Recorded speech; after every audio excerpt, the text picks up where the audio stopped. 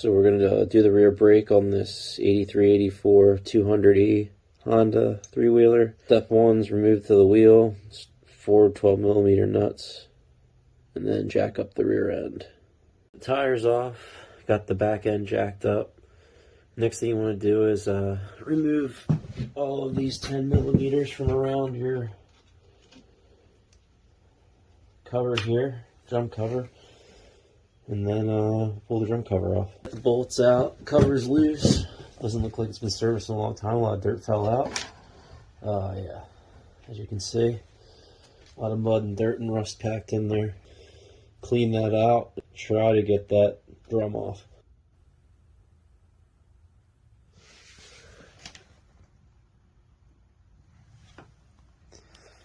In order to get this inner drum off of the brakes, you got to take these two nuts off. The regular thread, this washer, and then this drum should pull off. This one hasn't been off in a long time, so I'll have to see what I have to do about getting it off. I tapped on this drum a few times and it came loose, so I'm going to pull it off now. And there's probably no brakes left inside, just a lot of shit.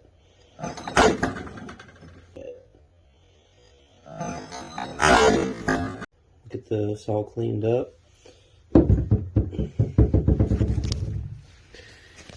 Get some new brakes in there, because those are obviously gone. And,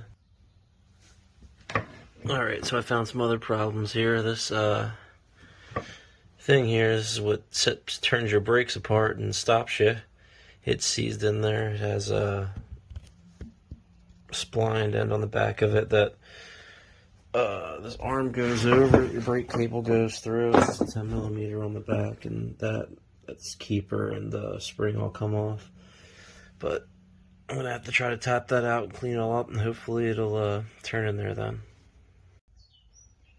Well, it wasn't easy, but I got it out. I peened it over a little bit, so I'll probably have to file down the threads. And a couple things about putting this back in. Make sure you grease it up. There's a spline on here that's a little bit wider. Shit. Right there, and that's where your there's another wide spline on here that slides into. There's a punch mark right there by the splines on this, as you can see, and you're supposed to line up with the punch mark on the end of here, but mine's all peened over so you can't see the punch mark.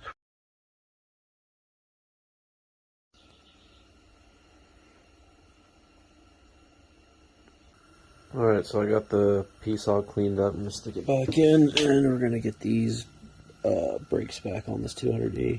Alright, so I got my new brake pads in, got that spreader back in, the arms back on, the brake wear indicator and the spring are all back in there.